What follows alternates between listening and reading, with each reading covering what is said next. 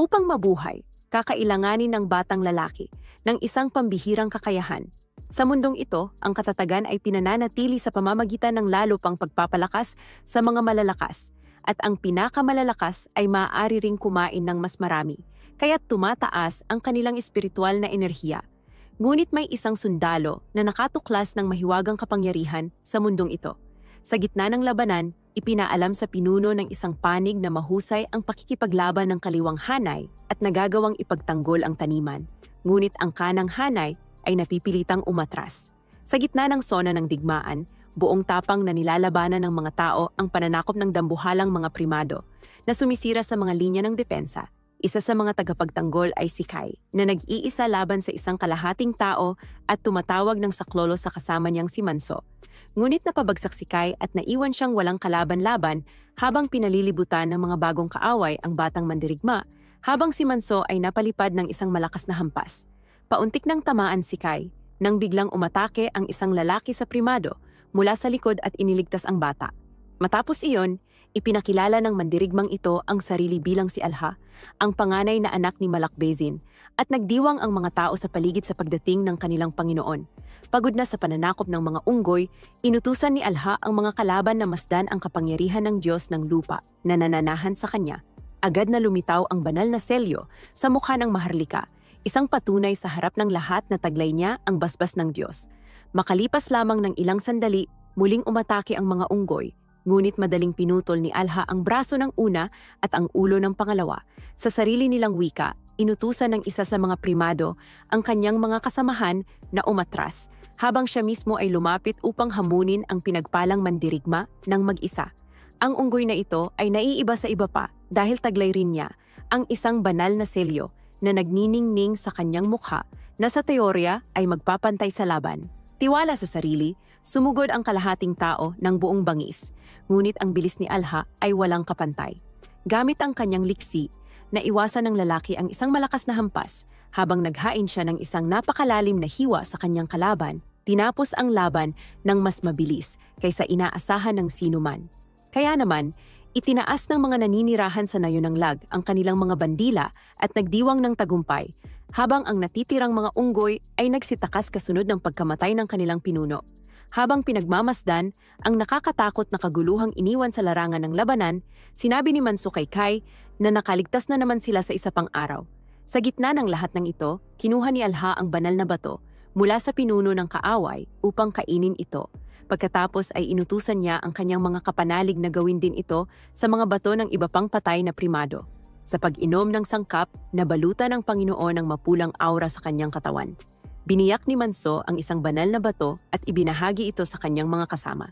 Bago makibahagi, nagpasalamat muna siya kay Inang Kalikasan at sa espiritu ng matapang na Diyos ng lupa na ipinamana sa kanila ng kanilang mga ninuno. Habang nilulunok ng mga sundalo ang sangkap, nararamdaman nila ang pagtaas ng kanilang espiritual na enerhiya.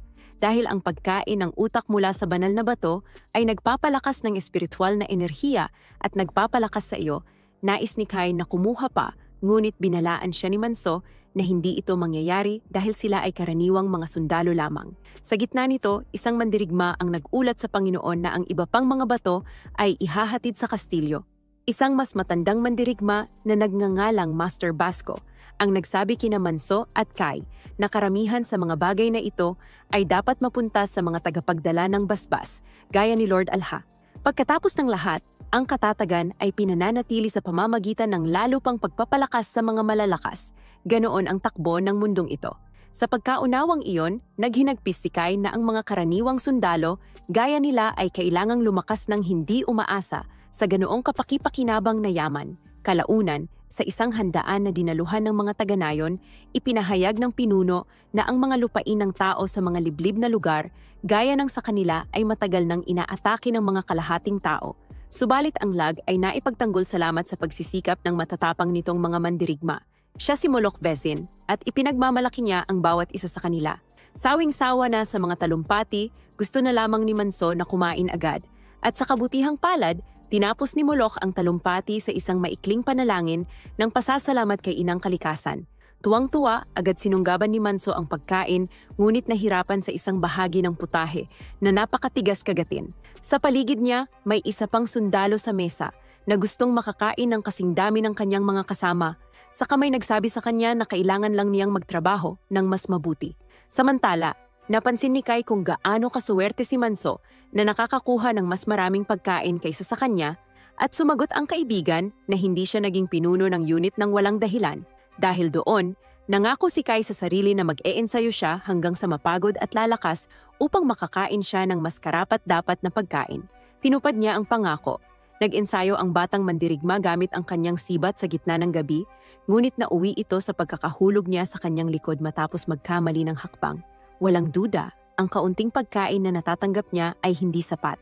Gaya ng sabi ng ating mga lola, ang bakanting sako ay hindi makatayo ng tuwid.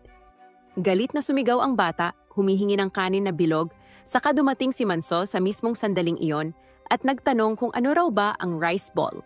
Ipinaliwanag ng kaibigan na basta na lang pumasok iyon sa isipan niya at kahit hindi niya alam kung ano ito, sigurado siyang masarap iyon. Sumagot si Manso na minsan talaga'y parang nababaliw ang bata, na siyang sinang-ayunan naman ng bata kahit wala rin siyang ideya kung bakit. Sa huli, hiniling ni Kai sa kanyang kaibigan na tingnan ang mga libingan sa nayon na nakalaan para sa mga taong may pamilya at pagkatapos ay ihambing ito sa mga libingan ng mga kagaya niya na walang magulang ni kapatid, mga sanga lamang at bato na tinakpan ng baging ang naroroon dahil wala namang nagluluksa para sa kanilang kamatayan, kaya naniniwala ang bata na siya ay itinakdang makalimutan. Sa totoo lang, pakiramdam niya ay hindi siya kailanman nabuhay sa nayon, mula pa noong simula at dahil dito, may pangangailangang hindi niya tanggapin ang realidad na ito, kaya't magpapalakas siya hanggat kaya niya para mabuhay. Para mangyari iyon, kailangan niyang kainin ang kakaunting pagkaing mayroon at magsanay ng mas mahirap kaysa kaninuman, ngunit hindi sapat ang mga iyon. Upang mabuhay, kailangan ni Kai ng isang bagay na makatutulong sa kanyang manalo sa mga laban, isang kakayahang maaaring mag-angat sa kanyang katayuan sa ibang antas. Habang nakikinig sa bawat salita, lalo pang pinatibay ni Manso ang paniniwala niyang nabubuhay ang batang ito sa mundo ng pantasya. Samantala, nasa gitna ng pagtatalo si Olja at ang kanyang kapatid na si Jose. Ayon sa pinagpalang mandirigma, hindi inaasahan ng kanilang ama na gawin ng babae ang ginagawa niya. Dahil ang mga babae sa tahanan ng baron ay hindi kailangang matutong lumaban.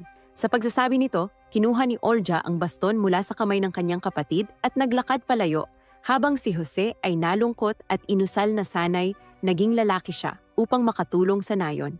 Samantala, nag-e-ensayo ang sundalo kasama ang isang pinuno ng unit na malinaw na nagpabatid sa kanya na hindi siya mananalo sa anumang laban kung patuloy siyang umaatras.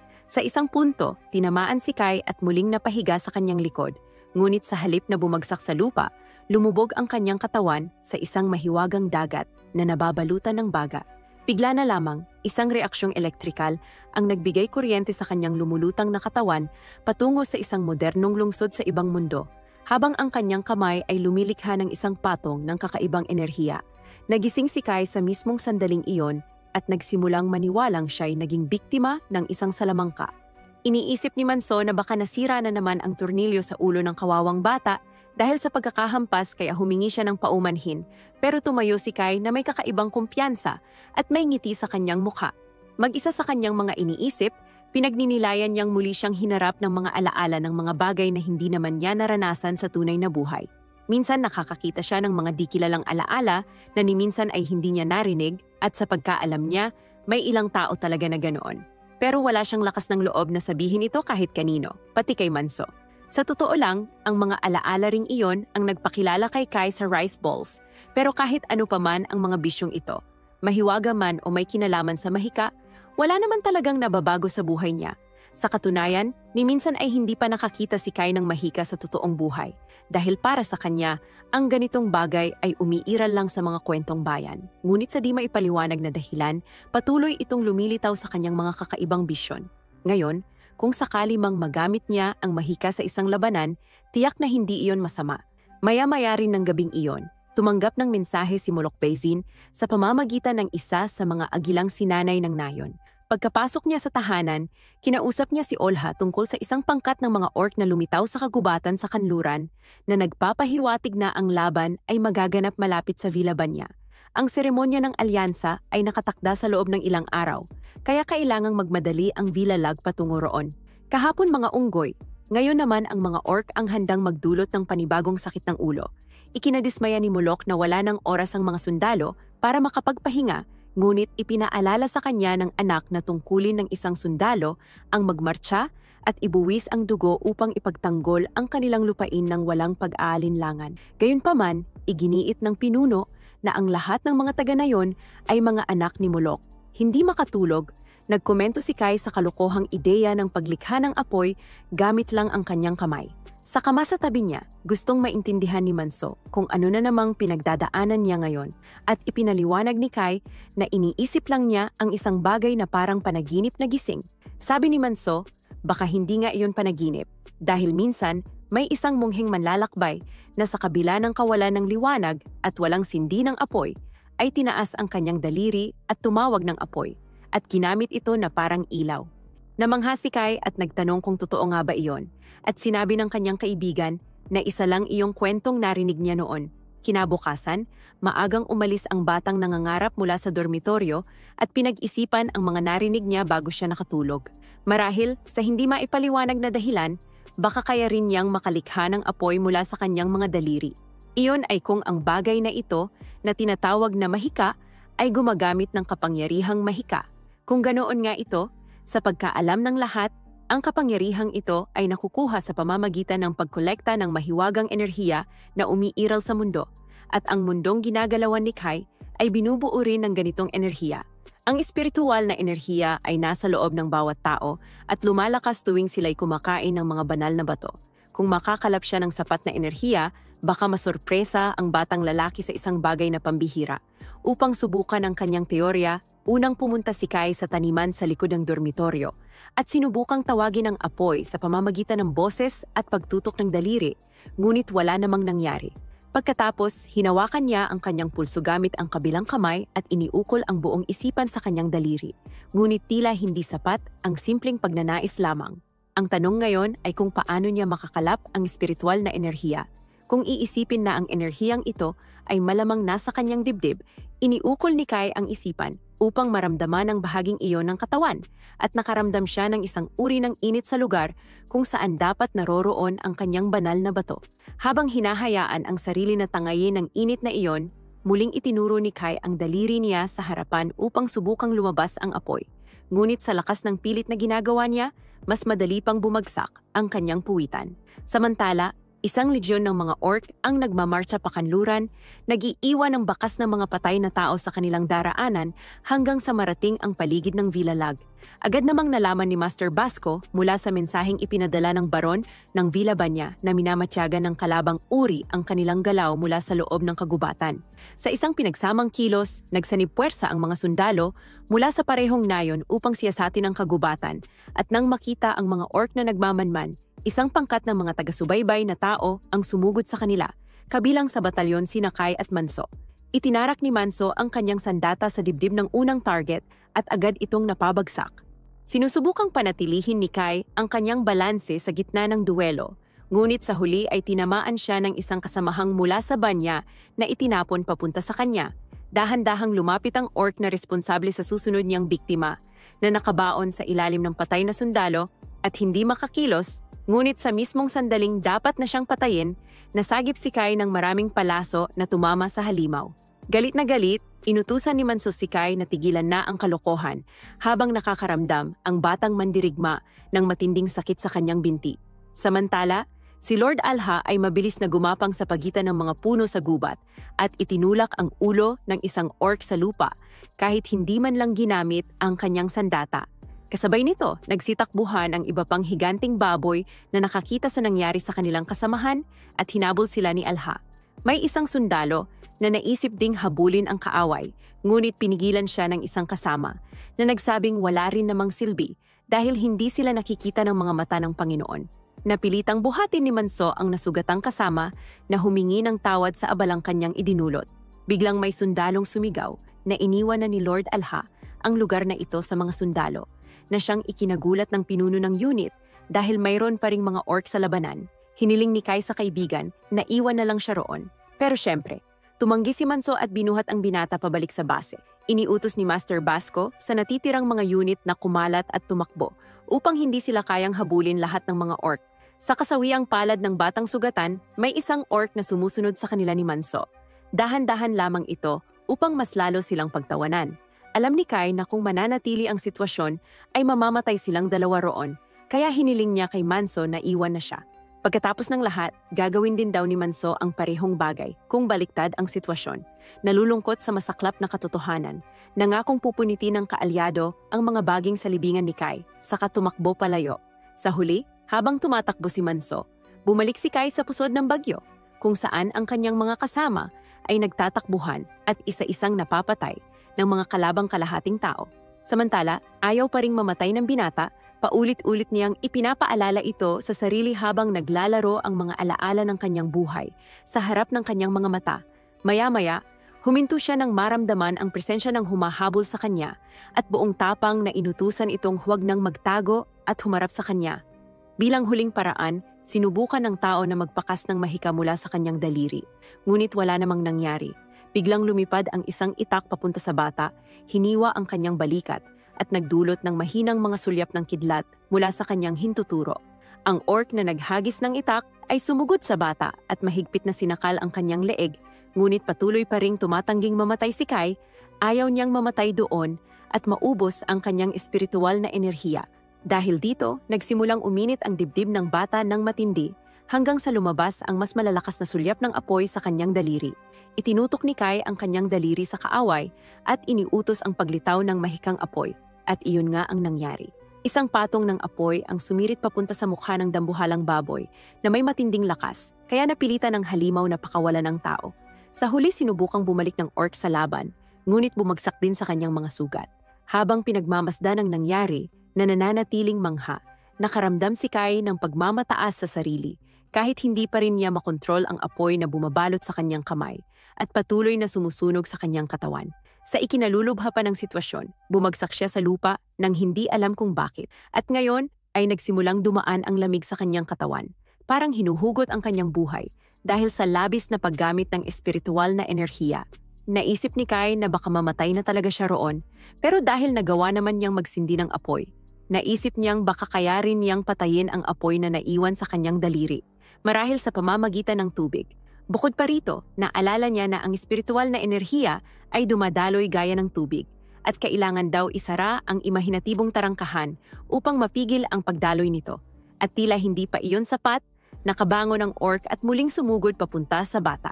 Sa harap ng matinding panganib ng kamatayan, isinara ni Kai ang mga tarangkahan ng kanyang isipan at pinatigil ang daloy ng tubig na sumusuporta sa apoy sa kanyang daliri. Gayunpaman, sa kabila ng kahinaan, binuhat ng baboy ang bata na hindi na makagalaw o makalaban pa. Kahit halos hindi na siya makakita dahil sa kanyang mga sugat, dinala ng orc ang kanyang biktima sa bangin upang patayin siya, gaya ng nararapat. Ngunit dahil mamamatay na rin naman siya, huminga si Kai ng malalim at hiniwa ang tiyan ng kanyang kalaban gamit ang kutsilyo. Sa kilos na ito, kapwa silang nahulog sa bangin at bumulusok pababa sa tubig sa ibaba. Lumabas ang binatang lalaki mula sa tubig na buhay at nakita ang kanyang tila patay na kaaway sa tabi niya. Lumapit si Kai at kinuha ang ubod upang ito'y matunaw sa kanyang katawan dahil naubos na ang kanyang espiritual na enerhiya at hindi siya makakaalis hanggat hindi niya ito nababawi. Matapos inumin ang likido, naglakad ang batang mandirigma patungo sa isang puno upang magpahinga sa ugat nito. Napagtanto niyang iyon ang unang beses na nakain niya ang isang buong banal na bato. Sa kabila nito, sobrang lalim ng sugat sa kanyang balikat at hindi tumitigil ang pagdurugo. Kaya inisip ni Kai na maaaring ito na ang kanyang katapusan. Malapit na sa kamatayan, minamasdan niya ang magandang tanawin sa paligid at naniwalang aalis siya sa mundong ito na masaya. Dahil nagkaroon siya ng pribilehiyong masilayan ang ganoong kagandahan sa kanyang huling hininga kahit na hindi niya ginustong mamatay ng ganoon kaaga.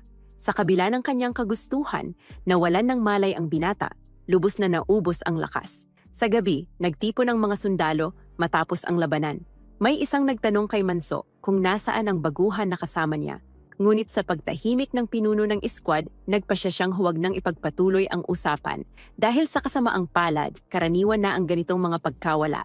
Pagkaraan ng maraming oras habang sumisikat ang araw sa abot-tanaw, nagising si Kai sa liwanag nito matapos mawala ng malay buong gabi. Tiyak siyang namatay na siya, ngunit sa hindi malamang dahilan, gumaling na ang sugat sa kanyang balikat at hindi na ito masakit. Pinaghihinalaan ng mandirigma na ito'y dahil sa espiritual na bato ng org, ngunit tila kakaiba na gumaling siya pagkatapos lamang ng isang gabi ng pagtulog. Masusing tiningnan niya ang punong kanyang sinandalan habang natutulog. Ang mga baging na bumabalot sa katawan ng puno ay parang pamilyar sa kanya kahit hindi niya maipaliwanag kung bakit. Pagkatapos, napansin niya ang isang bagay na nakaukit sa kahoy. Nagbitaw siya ng isang spell ng apoy upang mas malinaw na makita sa ilalim ng mga halaman. Sa kanyang pagkagulat, napakalakas ng spell na ito, kaya't siya ay tumilapon ng malayo at nang makita niya ang kanyang refleksyon sa tubig matapos itapon, nakita ng binata ang kanyang mukha na natatakpan ng isang banal na sagisag. Ang marka ng pinagpala, biglang nawala ang sagisag at bumalik si Kai sa puno upang basahin kung ano ang nakasulat. Ngunit hindi pa niya kailanman nakita ang mga letrang iyon. Hindi niya maunawaan kung paano nagkaroon ng banal na sagisag ang kanyang mukha.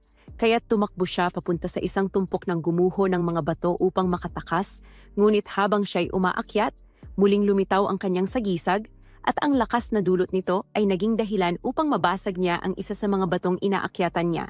Pabalik sa buhanginan, pinulot niya ang isa pang bato upang matiyak kung siya nga ba talaga ang nakabasag nito gamit ang sarili niyang mga kamay. Sa gitna nito, may tinig sa kanyang isipan na nagsabi ng salitang lumakad, kaya't tumalon si Kai paakyat sa bangin nang may nakakasilaw na taas.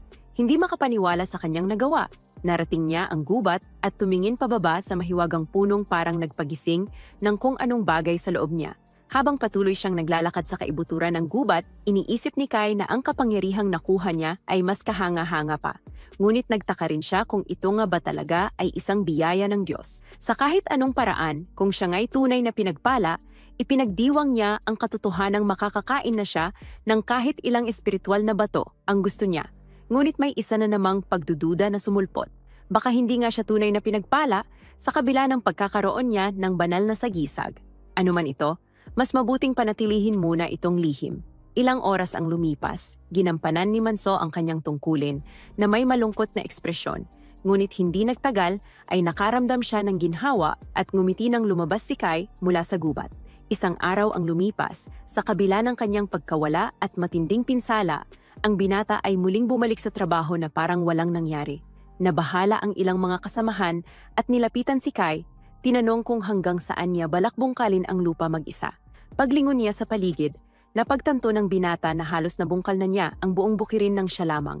Isang bagay na imposibleng magawa ng isang tao kahit sa teorya, kahit pa tinitigan niya ang refleksyon ng sarili sa tubig sa loob ng isang balde.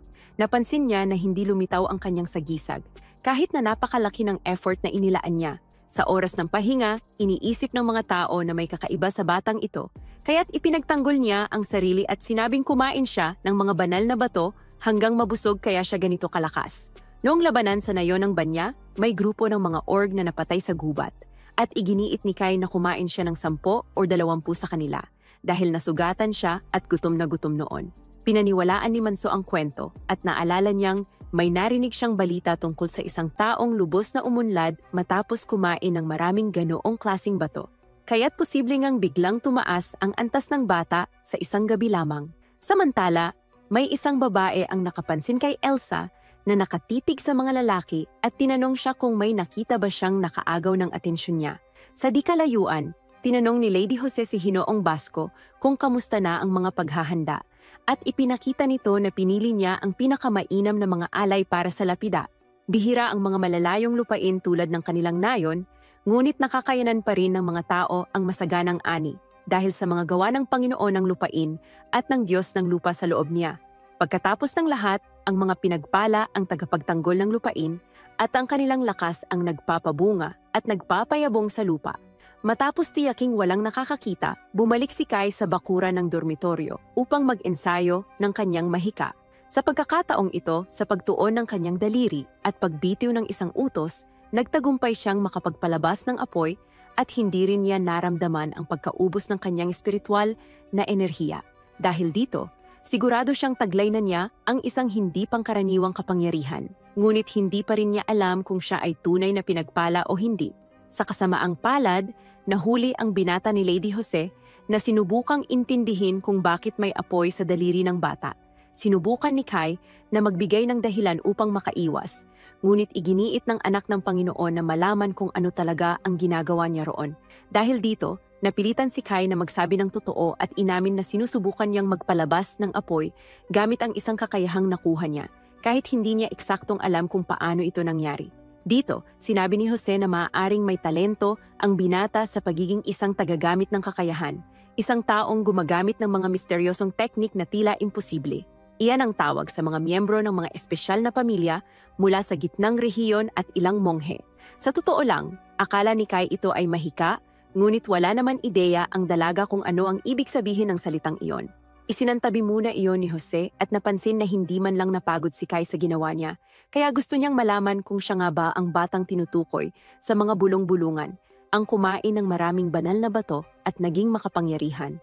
Nang makumpirma niya ito, napansin ni Lady Jose na buo pa rin ang katawan ng binata dahil mas marami siyang espiritual na enerhiya kaysa karaniwan, kaya maaaring mas malakas din siya sa lahat ng aspeto. Dahil dito, ipinahayag ni Lady Jose na si Kai ay sasailalim sa pagsasanay kasama niya.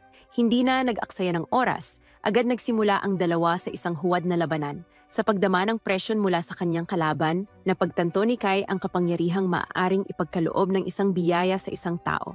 Habang tumitibok ang kanyang sagisag, tinanong ni Jose kung iyon na ba ang lahat ng kaya ng bata, matapos lamunin ang napakaraming banal na bato. Kaya't nangako si Kai na bibilisan pa niya ang kanyang galaw. Matapos ang pagsasanay, muling tumingin si Kai sa kanyang refleksyon sa tubig, iniisip na hindi lumitaw ang kanyang sagisag sa buong labanan, na nangangahulugang hindi pa niya naibigay ang lahat ng kanyang makakaya. Pagkatapos, nagdala siya ng balde ng tubig para sa anak ng Panginoon upang maglinis at inamin na akala niya lahat ng mga pinagpala ay pantay-pantay ang lakas. Sumagot si Jose na mahina pa rin siya at mas malalakas ang kanyang ama at kapatid. Ayon sa kanya, nagkakaiba ang lakas ng mga pinagpala depende sa lakas ng kanilang Diyos ng lupa. Ngunit kailangan ding magsanay at paunlarin ng mismong mga pinagpala ang kanilang sarili. At iyon ang dahilan kung bakit kailangan pa niyang magsanay. Sabi naman ni Kai na hindi niya kailangang magsanay ng ganoon kahirap, na ikinainis ni Jose dahil para bang sinasabi ni Kai na hindi kailangang maging malakas ang mga babae dahil hindi naman sila isinasama sa digmaan. Gayong sa totoo lang, ang mga babaeng pinagpala ay tagapagtanggol din ng lupain at darating ang oras na kailangan din nilang lumaban. Bukod pa rito, syempre, ang mga nagtataglay ng biyaya ay nagiging makapangyarihan upang manalo sa mga labanan, ngunit hindi iyon ang tanging dahilan. Magpapaliwanag pa sana si Jose tungkol sa isa pang dahilan, ngunit naputol siya ng isang tunog na hudyat ng isang bagay na kailangang gawin. Agad niyang tinipon ang kanyang mga gamit upang makaalis ng hindi napapansin, dahil hindi alam ng kanyang ama na siya ay nagsasanay ng ganoong paraan. Tinanong siya ni Kai kung maaari niyang tapusin ang paliwanag tungkol sa isa pang dahilan kung bakit nagsasanay ang mga pinagpala. Kaya't inimbitahan siya ng dalaga na samahan siya sa buwanang paglilinis ng isang lapida sa ilang sandali. Tinanong ni Kai kung ano iyon at sinabi ni Jose na ang kanyang Diyos ng lupa ay ipinagdiriwang sa nayon ng ida, ngunit ibabahagi lamang niya ang natitira kapag naroon na sila. Makalipas ang ilang sandali, isang grupo ng mga sundalo na pinamumunuan ni Manso ang nag-eskorta kay Lady Jose patungo sa nasabing nayon. Binalaan ng komandante ang kanyang mga tauhan na manatiling alerto dahil ang dominyong ito ay teritoryo ng mga unggoy.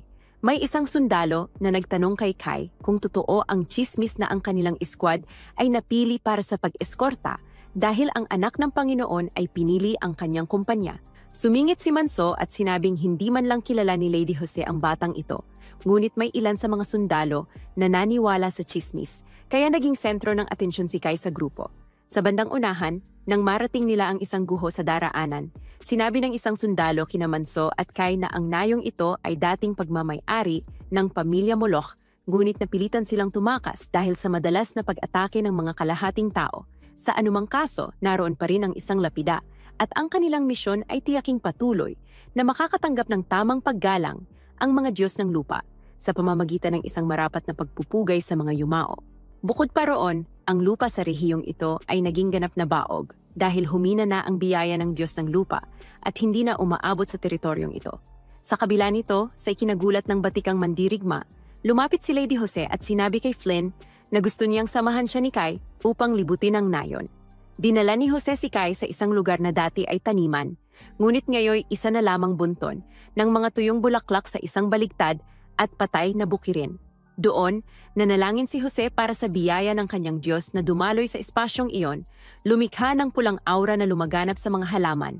Ipinaliwanag niya na ang mga pinagpala ay may kakayahang gawin ito, ngunit sa kasamaang palad, masyado nang humina ang diwa ng Diyos mula ng talikuran ng nayon ng Ida, at dapat ding isaalang-alang na si Jose mismo, ang pinagpala ng rehiyong ito ay hindi pa ganoon kalakas, at ang tanging magagawa niya ay alagaan ang maliit na hardin ng mga bulaklak. Halimbawa, ang mga taniman sa nayon ng lag ay maayos ang tubo dahil malakas ang kanyang ama na palaging nagsasanay at kumakain ng mga banal na bato upang mapanatili ang lakas na kailangan para sa kalusugan ng lupa. Habang mas malakas ang pinagpala ng lupang iyon, mas mataba ang lupa. Habang mas mataba ang lupa, mas makapangyarihan ang Diyos. Sa madaling sabi, gaya ng sinabi ni Jose, ang mga pinagpala ay hindi lang nagsasanay upang lumaban, kundi upang parangalan ang kapangyarihan ng kanilang Diyos. Malapit doon, may isang sundalong bumalik mula sa isang ilalim na lagusan at kinumpirmang wala namang kakaiba sa loob.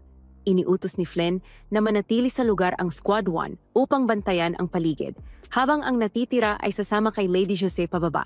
Minsan, sa kailaliman ng ilalim na lagusan, nakita ni Kai ang lapida ng Diyos ng lupa at napansin niyang ang parehong inskripsyon ay nasa bato rin ng lambak. Kaya inisip niyang baka isa rin iyong lapida ng isang Diyos. Di naglaon, natuklasan ng binata na mababasa niya ang nakasulat kapag hinawakan niya ang lapida. Nakasulat doon, "Ako si Eidolon, ang iyong lingkod. Naglilingkod ako sa Diyos ng Lagdulakta." Pagkatapos, lumipat siya sa kabilang bahagi ng lapida upang subukang basahin. Ngunit sa pagkakataong ito ay hindi niya ito maunawaan. Naiintindihan niya ang bawat salitang tulad ng templo o kasunduan, ngunit hindi ito bumubuo ng kahit anong pangungusap. Tinanong ni Jose kung bakit ang loko ay nagsasalita sa sarili, at sa pagkagulat, napatitig si Kai sa dibdib ng dalaga, na lalo lamang nagpatingkad sa kanyang pagiging kakaiba.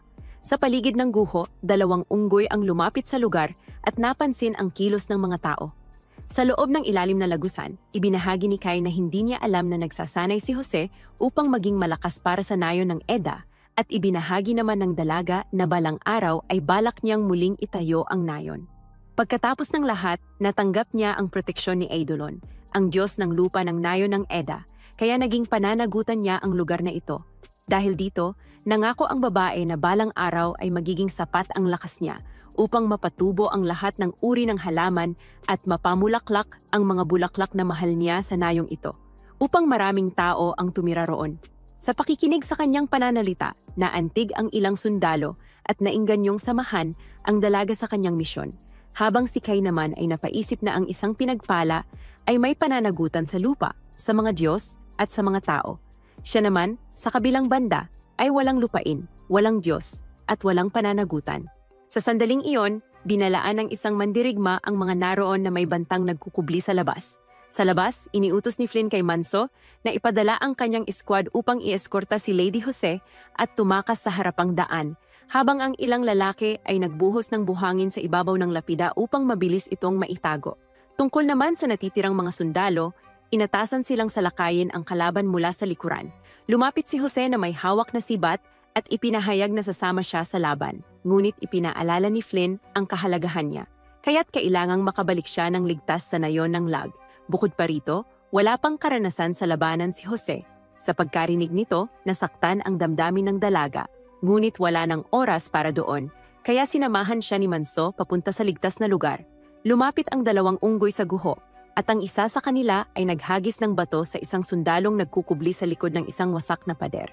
Tumakbo ang squad ni Manso kasama ang anak ng Panginoon sa unahan, ngunit naabutan sila ng isa pang unggoy mula sa pares at tinapakan pa ang hardin ng bulaklak na inaalagaan ni Jose.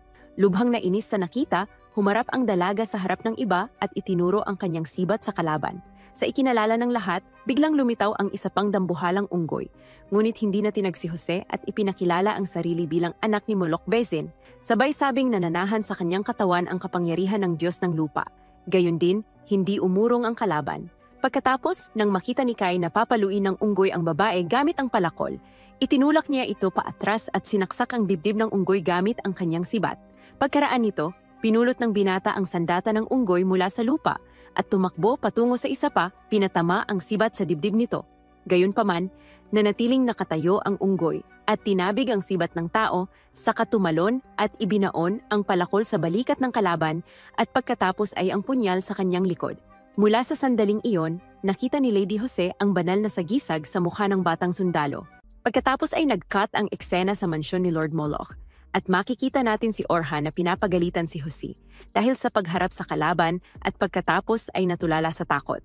Umaasa siya na ngayon ay naiintindihan na ni Jose na hindi kailangang lumaban ng mga babae at sinubukan niyang makipagtalo sa kanya, ngunit pinutol ng kanilang ama ang usapan nila na nagsabing ang mahalaga ay ligtas siya.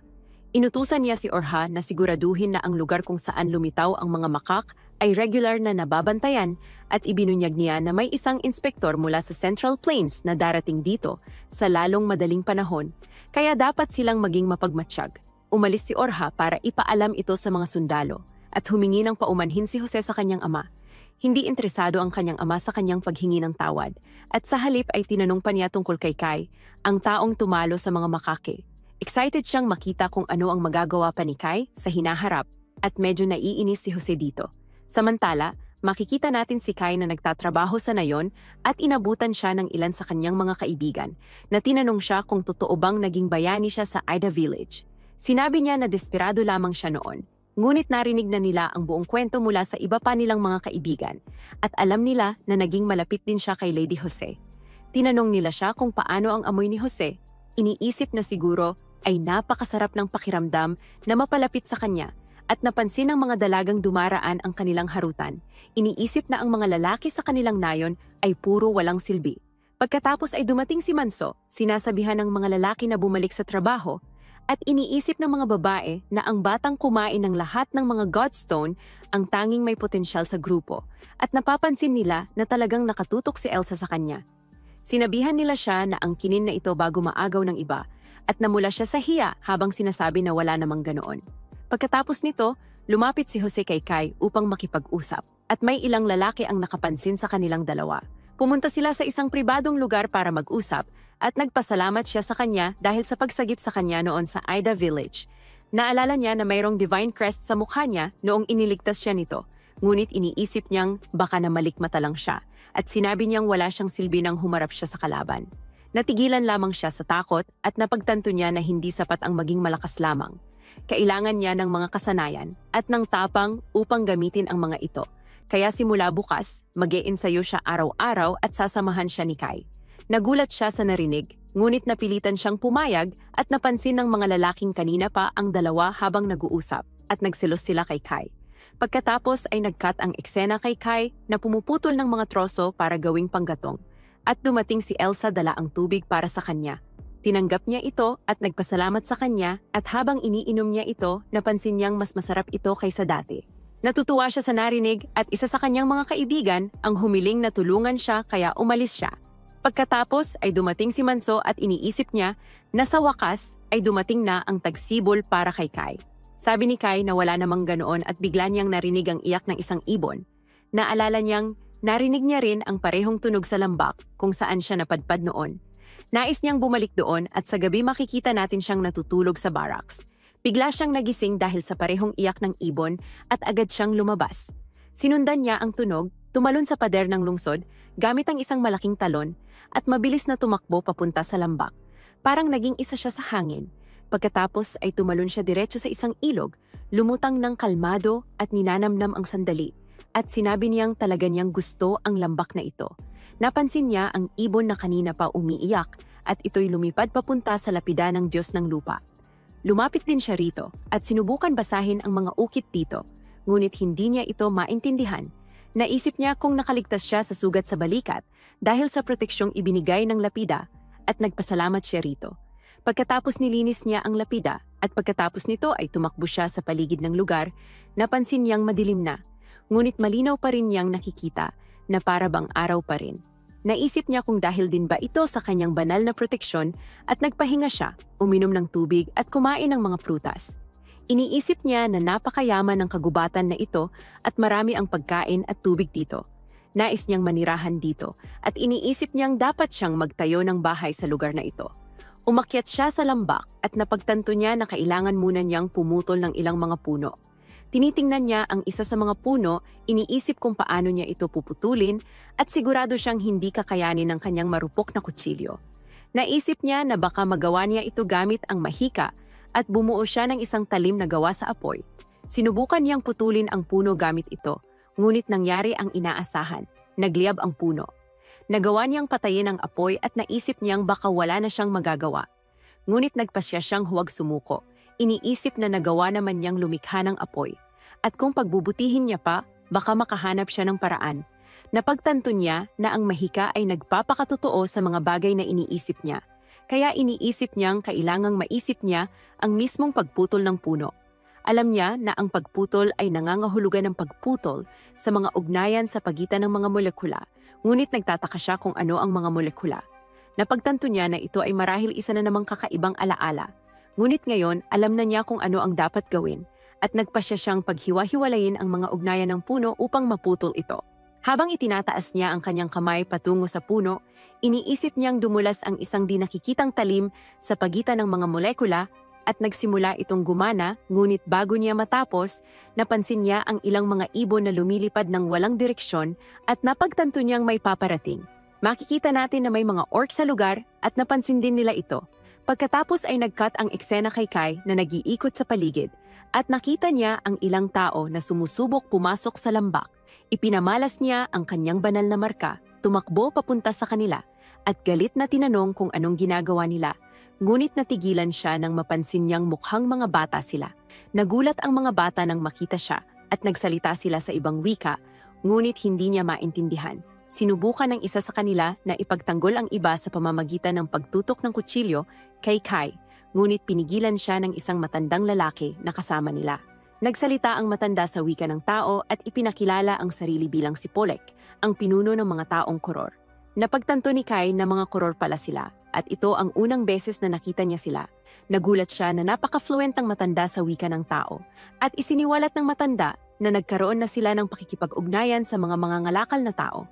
Ipinaliwanag niya na itinuturing ng mga tao na mahalagang kalakal ang mga likha ng kanilang lahi at humingi sila ng paumanhin sa pagpasok sa isang ipinagbabawal na lugar nang walang pahintulot.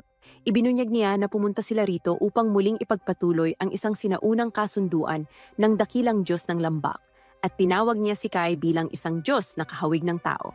Hindi sigurado si Kai kung ano ang sinasabi ng matanda, kaya ipinaliwanag ng matanda na mula pa noong sinaunang panahon, namuhay ng tahimik ang mga kuror sa kagubatan at sumamba sa mga Diyos ng lupa. Ngunit ilang araw na ang nakalipas, inatake sila ng mga orc na tangkain kunin ang kanilang Diyos ng lupa. Wala silang kakayahan para lumaban, kaya't napalayas sila mula sa lupang tinitirhan nila sa loob ng maraming taon at ngayon ay patuloy silang tumatakas. Tinawag ng matanda si Kai bilang isang Diyos ng arbitrasyon, taimtim na nakiusap na tulungan sila, ngunit hindi sigurado si Kai kung ano ang ibig niyang sabihin. Kaya tinanong niya kung ano ang Diyos ng arbitrasyon. Ibinunyag ng matanda na ang isang Diyos ng arbitrasyon ay isang nilalang na may kapangyarihang higit sa lahat ng mga nilalang at nagpoprotekta sa buong sangnilikha. Nahihirapan si Kai na maniwala na siya ay isang napakahalagang nilalang tulad niyon at iniisip din ng batang blondeng kuror na pareho sila ng nararamdaman na nagsasabing ang avatar ng Diyos ng lambak na sinimulan nilang sambahin noon ay isang mabangis na mandirigma na nagpaparusa sa mga hindi tapat. Sigurado siyang hindi maaaring ang maliit na tao na ito ang dakilang figura mula sa alamat, ngunit naniniwala pa rin ang matanda na siya nga. Ipinakita ng matanda ang kanyang mga mata, parehong nawawala, at ipinaliwanag niya na noong siya ay bata pa, nagalit sa kanya ang Diyos ng lambak, at iyon ang naging parusa sa kanya. Nagulat si Kai na nakaengkwentro niya ang Diyos ng lambak, at binanggit ni Polek na hindi na niya nakikita ang liwanag ng araw, ngunit may mga bagay pa rin siyang kayang makita. Sinabi niya na ang mundong ito ay puno ng espiritual na liwanag, ang liwanag ng espiritual na enerhiya, at si Kai ay napupuno ng isang marangal na bughaw na espiritual na liwanag. Sa isang sulyap pa lang ay alam niyang siya ang Diyos ng arbitrasyon na tumanggap ng proteksyon ng Diyos ng lambak, at nagtataka si Kai kung totoo nga ba ito. Tiniyak sa kanya ni Polek na totoo ito, at binanggit niya na nag-alay na sila ng sakripisyo. Nagtaka si Kai kung ano ang ibig niyang sabihin at ipinaliwanag niya na inialay na ng kanyang apo ang kanyang buhay para sa lambak. Ipinakita nila kay Kai kung paano nila ginagamit ang lubid para ibaba siya sa lambak at sinabi niya sa kanila na ayaw niya talaga ng ganitong paraan. Ngunit biglang naputol ang lubid, kaya agad bumaba si Kai para tingnan kung ayos lang siya. Napansin niya na malubha ang mga sugat ng dalaga at mamamatay siya kung magpapatuloy ito. Naisip ni Kai na kailangan niyang gumawa ng paraan, kaya nagpasya siyang gumamit ng mahika, umaasang makakatulong ito sa kanya. Inisip niyang gumaling ang kanyang mga sugat at alam niyang kailangan niyang pagalingin ang mga nasirang selula. Sinimulan niya ang proseso ng pagpapagaling, pinasigla ang mga selula ng dalaga, kahit hindi naman talaga niya alam kung ano ang mga selula. Kalaunan, nagawa niyang pagalingin ang kanyang mga sugat at inihiga niya ito ng maayos, nagulat na kaya rin pala ng mahika ang paghilom ng mga sugat. Bigla niyang narinig ang ingay ng mga orc na nambubuli sa mga kuror sa itaas at todo laban ang mga kuror kahit hindi sila ganoon kagaling. Biglang dumating si Kai, tinumba ang isa sa mga orc at natuwa ang mga kuror nang makita siya. Dumiretso siya sa pinuno ng mga orc at tinanong kung bakit sila naroon. At napansin ni Kai na tagapagdala rin pala ito ng Guardian Crest. Dahil mukhang ayaw nitong makipag-usap, nagpasya si Kai na lumaban at narinig niya ang isang tinig na nagsasabing patayin sila at punuin sila ng takot. Iniisip ni Kai na ito marahil ang tinig ng Diyos ng lambak at agad siyang naging seryoso. Dumating si Polek upang tumulong sa kanya. Ipinapakita na siya rin ay isang tagapagdala ng Guardian Crest at ang lahat ng mga kuror ay nanumpa ng kanilang katapatan sa Diyos ng lambak at kay Kai. Inilabas din ni Kai ang kanyang banal na marka. At natakot ang mga orc nang makita nilang dalawa ang tagapagdala ng Guardian Crest. Ngunit sinabi ng kanilang pinuno na huwag matakot at umatake. Sumugod sila at nagawang talunin ni Kai ang dalawang orc ng sabay. Bigla namang umatake ang isa pang orc sa kanya, ngunit madaling napatumba ito ni Polek. Sinabi niya kay Kai na hindi niya kayang labanan ang pinuno, kaya iniwan niya ito kay Kai at sumugod si Kai upang harapin ang pinuno ng mga orc ng mag-isa. Nagmakaawa ang pinuno ng orc na patawarin siya. Sinasabing ito ay problema lamang sa pagitan ng mga orc at kuror at hindi nito dapat idamay ang mga tao. Ibinunyag ni Kai na may kinalaman siya dito dahil pumasok sila sa lambak ng walang pahintulot at humingi ng paumanhin ng orc, ngunit tumanggi si Kai na patawarin siya habang bumabalot sa kanya ang isang bughaw na aura. Sinabi niya na papatayin niya ang orc para sa kapayapaan ng lambak na ito at nakita ng orc ang imahe ng Diyos ng lambak sa loob ng kanyang aura. Nagmakaawa pa rin ito para sa awa. Ngunit tumanggi si Kai na patawarin siya, kaya umatake ang orc. Ngunit nagawang putulin ni Kai ang braso nito gamit lamang ang kanyang mga kamay. Nagulat ang mga kuror sa nakita nila at muling umatake ang orc kay Kai, ngunit sinaksak ito ni Kai gamit ang kanyang kamay at hinugot ang bato ng Diyos mula sa katawan nito. Nagtaka ang lalaking blonde kung ito nga ba ang Diyos ng lambak at sinabi ni Polek na siya nga dahil hindi niya kailanman malilito ang mga apoy na iyon, sapagkat iyon ang sinunog sa kanyang mga mata. Binanggit niya na ang Diyos ay hindi pa rin nagbabago, kumukuha ng walang awa, ngunit nagbibigay din ng awa. Ito ang dakilang Diyos na may hawak ng timbangan ng buhay. At ito ang Diyos ng katarungan na nagbantay sa mundo mula pa noong panahon ng mga Diyos. Medyo naguguluhan si Kai habang lumilinga-linga, habang isa-isa nang isinuksok ng kanyang mga kakampi ang kanilang mga sandata.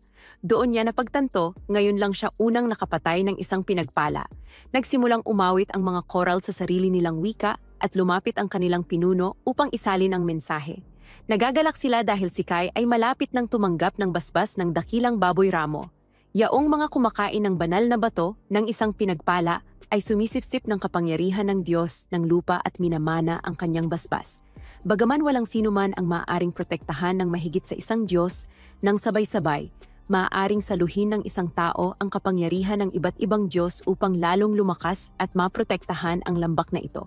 Kaya't sa pagpapakumbaba, napagpasyahan ni Kai na ibahagi ang banal na bato kay Polek, na halos hindi makapaniwalang binibigyan siya ng ganoong pagkakataon. Sabi ni Kai, may bahagi siya sa lahat ng nangyari at nararapat lamang na makibahagi siya. Nagpasalamat si Polek, uminom ng walang pag-aatubili, at ang likido ay nagpaitim sa kanyang mga mata ng di karaniwan. Isang palatandaan ng kapangyarihan nito. Samantalang si Kai naman, tahimik na pinagmamasdan ng bughaw na enerhiya na umaangat mula sa kanyang likuran, enerhiyang agad nakilala ni Polek bilang sa Diyos ng lupa. Kapag namamatay ang isang pinagpala, ang espiritu ng kanilang Diyos ay bumabalik sa kanyang libingan. At ngayon, Naramdaman ni Kai ang matalim at matinding kirot sa kanyang dibdib, sa mismong lugar kung saan nananahan ang sarili niyang banal na bato. Pinaghihinalaan ni Polek na isa itong side effect ng pagkonsumo ng isa pang batong pinagpala. Bagaman halatang labis ang kanyang pagdurusa, pinilit ni Kai ang sariling tumayo at sinabi sa lahat na lumayo sa lambak. Habang tumatalon siya mula sa bangin, isang alaala ang biglang sumagi sa kanyang isip. Isang nakakatakot na tagpo mula sa kanyang pagkabata. Isang dambuhalang apoy, mga taong yakap-yakap siya. Isang wasak na lungsod na nilamon ng walang buhay na mga bulaklak at mga bangkay. At biglang, may unggoy na may hawak na baril na humarang sa kanyang daraanan, tinatakot siya. Nagising si Kai na may biglang gulat, nasa kama, at mas lalo pa siyang nagulat nang mapansin niyang si Alwe ay nasa ilalim ng kanyang kumot. Natural lang na mataranta siya, wala nga siyang kumot bago matulog. Kalmadong ipinaliwanag ni Alwe na tinakpan niya ito, hindi siya pwedeng magkasipon. Inialay si Alwe sa Diyos upang marinig ni Kai ang pagsusumamo ng mga taong hakar. Simula ngayon, tungkulin na niyang manatili sa tabi ng Diyos. Agad na sinabi ni Kai kay Alwe na bumalik na siya sa kanyang mga tao, ngunit iginiit nitong hindi niya magagawa. Binalaan daw siya ng kanyang lolo na kamalasan ang darating sa kanila kung babalik siya, at bukod pa roon, iniligtas ni Kai ang kanyang buhay. Ngayon, pakiramdam niya ay mamamatay siya kung wala si Kai. Kaya pinili niyang paglingkuran ang Diyos na ito magpakailanman. Malinaw na hindi gusto ni Kai ang ideya, ngunit nang mapansin niyang lumiwanag na ang langit, napagtanto niyang umagana at dali-daling tumakbo pabalik sa nayon. Habang inaakyat niya ang Tagaytay, nadatnan niyang naghihintay ang buong tribong koral. Malalim na yumuko ang kanilang pinuno. Nagpasalamat sa Diyos ng pagpapasya sa pagbibigay ng hustisya sa mga umapi sa kanila. Simula ngayon, iaalay nila ang kanilang sarili sa Diyos na ito. Muling sinabi ni Kai na wala siyang kinalaman dito, ngunit ipinaalala ni Porik na patuloy pa ring sinasalakay ng mga org ang kanilang lupain, kaya sila naging mga nomad. Panandalian man o hindi, taimtim na nakiusap ang kanilang pinuno sa Diyos na bigyan sila ng kanlungan sa lambak. Walang takas mula sa maselang usapan na ito, pumayag si Kai na gawin nila ang gusto nila, basta't huwag silang papasok sa loob ng lambak. Sa puntong iyon, tumalikod na siya upang umalis, ngunit humiling si Porik ng isang huling salita. Maya-maya, pagbalik sa nayon ng mga inusig, sinalubong siya ni Jose na galit. Huli na siya para sa ensayo. Humihingi siya ng paliwanag at pilit itong tinatawanan ni Kai. Sabing napasarap lang ang tulog niya. Hindi kumbinsido, sinimulan na ni Jose ang ensayo na halatang masama ang loob. Bigla siyang umatake at halos tamaan si Kai, na bahagyang nakaiwas. Hindi kalayuan, sina Manso at ang iba pang mga lalaki ay pagod na pagod mula sa pagbubungkal ng mga bukirin sa labas ng pader ng nayon. Doon dumating si Lord Vezin, nagtatanong kung nasaan si Kai. Sabi ni Manso, nasa kastilyo raw ang binata, abala sa pag-aayos ng mga supply. Hindi na nag-aksaya ng oras ang Panginoon ng teritoryo. Personal niyang hinamon si Kai sa isang huwad na labanan. Pagkatapos ng lahat, nakilala si Kai sa pagtatanggol niya kay Lady Jose noong sigalot sa nayon ng Ede. Sa totoo lang, ang huling gusto ni Kai ay ang mapansin. At ngayon, pati ang mismong Panginoon ng lupa ay interesado na sa kanya. Habang inaabot ni Master Basco ang kanyang sandata, binalaan niya si Kai na huwag gagamit ng mga tusong taktika. Kahit sa matinding sitwasyon, baka hindi magustuhan ng Panginoon at makainsulto pa siya. Sabi ni Molok, narinig na raw niya ang mga kwento kung paano napalayas ni Kai ang isang grupo ng mga unggoy. Ngayon gusto niyang makita kung ano nga ba talaga ang kaya ng binata. Pero wala namang dapat ikabahala. Wala raw balak ang Panginoon na patayin siya. Naalala ni Kai ang huling bilin sa kanya ni Porik na itago ang katotohanang siya ay pinagpala. Dahil bago pa lang niya natanggap ang proteksyon ng kanyang Diyos, magiging madaling biktima siya ng ibang mga Diyos hanggat hindi pa niya lubos na natututuhan gamitin ang kanyang kapangyarihan. Dahil doon, nagpasya si Kai na pigilan ang sarili hanggat maaari, sinupil ang kanyang lakas upang hindi lumitaw ang kanyang marka at nagsimula na ang labanan. Nagtagpo ang mga sandata ng dalawang mandirigma sa gitna ng pansamantalang bilog na arena. Walang pasakalyang umatake agad si Molok ng isang mabigat na hampas na ikinagulat ni Kai. Nakaiwas siya, ngunit sinundan agad ito ng sunod-sunod na atake na pumilit sa kanya na umatras at dumepensa. Napakatindi ng presyon, kaya lumitaw ang marka ni Kai sa kanyang mukha. Dahil desperadong maitago ito, ibinaba niya ang kanyang ulo. Nang makita siyang nakayuko at wari natalo na, napabulong si Molok na masyado pala niyang tinantya si Kai. Ngunit nang umiwas si Kai sa susunod na hampas, napansin ni Molok na nawala na ang marka sa mukha ng binata. Dahil dito, nagkaroon si Kai ng sapat na kumpiyansa para lumaban pabalik. Nalugod si Molok, iyon ang apoy na gusto niyang makita sa mga mata ni Kai. Hinamon niya si Kai na gamitin iyon at itaas ang antas ng laban.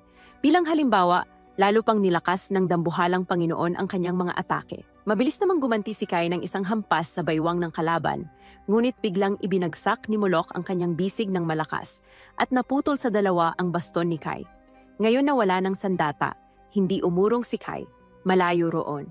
Gamit lamang ang kanyang mga kamay, hinawakan niya ang binti ni Molok at pinisil ito ng sobrang higpit, kaya nabitawan ng lalaki ang kanyang sandata. Ngunit gumanti ang Panginoon, isang matinding tuhod sa tiyan ang itinamaan niya, dahilan para tumilapon si Kai palayo. Dumugo ang ilong ni Kai at kita ito ng lahat ng nanonood. Napako si Elsa sa kinatatayuan, hindi makapaniwala sa pinsalang tinamo ni Kai. Sa huli, iyon ang naging huling hampas na nagtapos sa labanan. Duguan, nakaluhod at lubos na nanghihina. Halos hindi na makapanatiling nakatayo si Kai nang biglang tumawa ng malakas si Molok at buong saya niyang ipinahayag na gusto niya ang batang ito. Pagkatapos binuhat niya si Kai gamit ang sarili niyang mga kamay at inihayag na simula bukas, siya na mismo ang magsasanay sa binata. Hindi makapaniwala si Lady Jose na nakayanan ni Kai ang ama niya sa laban at maging si Orha ay umamin na lampas iyon sa inaasahan mula sa isang karaniwang kawal. Ilang sandali pa, dumating si Manso kasama ang tropa, nagtatawanan habang binabalikan ang bugbog na inabot ng kanilang kaibigan. Samantala, naalala ni Elsa ang araw na nangako si Kai na lalakas siya at matapos masaksihan ang laban na iyon, may kung anong gumalaw sa kanyang puso.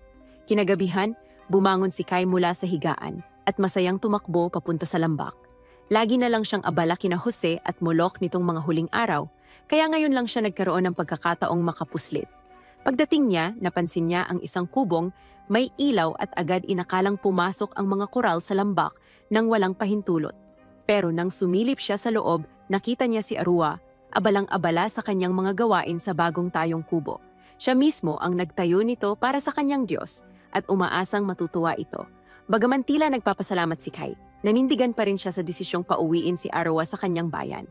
Gayunman, ginawa ng dalaga ang lahat para mahulog ang loob ng kanyang paboritong Diyos. Inalok siya ng samot-saring masasarap na pagkain. At sa kumakalam niyang sikmura, wala nang magawa si Kai kundi ang magpadala, pansamantala man lang. Walang pag-aalinlangang sumabak siya sa pagkain at nilantakan ito na parang ilang araw na siyang hindi kumakain. Nang inalok siya ni Arua ng dagdag, hindi na siya nagdalawang isip. Tinanggap niya ito at agad napako ang kanyang mga mata sa isang tray na may maganda at masarap na pritong ulang. Hindi niya kayang magsinungaling. Sa kanilang nayon, hindi siya kailanman nakakain ng ganoon kasarap. Ang saya sa kanyang mukha ay nagsabi na ng lahat. Kinabukasan, pagbalik ni Kai sa nayon, binigyan siya ng bahagyang mas malaking bahagi ng tanghalian. May ilan sa mga lalaki ang nagreklamo na mas marami ang nakuha niya kaysa sa kanila, pero pinaalalahanan sila ng kusinero na tinamad sila sa bukid noong nakaraan. Kung gusto nilang mas marami, kailangan muna nilang paghirapan ito. Nagbiro si Manso na dumating na talaga ang tagsibol para sa kaibigan niya at halatang inis siya sa lahat ng atensyong natatanggap ni Kai. Patuloy siyang nagrereklamo sa sinumang nang aasar sa kanya sa harap ng madla. Habang pinapanood ito, nawala sa sarili si Elsa at di sinasadyang napuno ng sobra ang plato ng isang lalaki.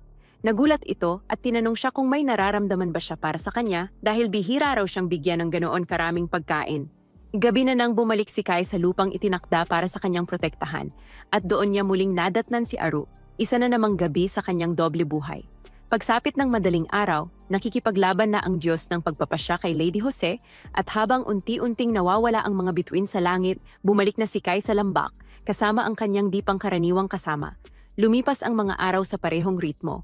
Gabi-gabi, walang kapag-urang nagtrabaho si Kai upang mapabuti ang lambak at ang paligid nito, na ngayon ay tirahan ng mga koral, na may taos-pusong pagsamba at paggalang sa Diyos ng pagpapasya. Isang araw, nahirapan ang mga taga-nayon na igalaw ang isang dambuhalang bato na humaharang sa kanilang daraanan. Kahit 12 ng tao ang nagtulungan, hindi pa rin ito natinag. Doon na pumasok si Malakvesin mismo at sa gulat ng lahat, nagawa niyang buhatin at alisin ang bato gamit lamang ang dalisay na lakas. Pagkatapos, ipinahayag niyang lalago pa nang masagana ang mga pananim sa nayon at lahat ay napahanga sa kanyang likas na kapangyarihan.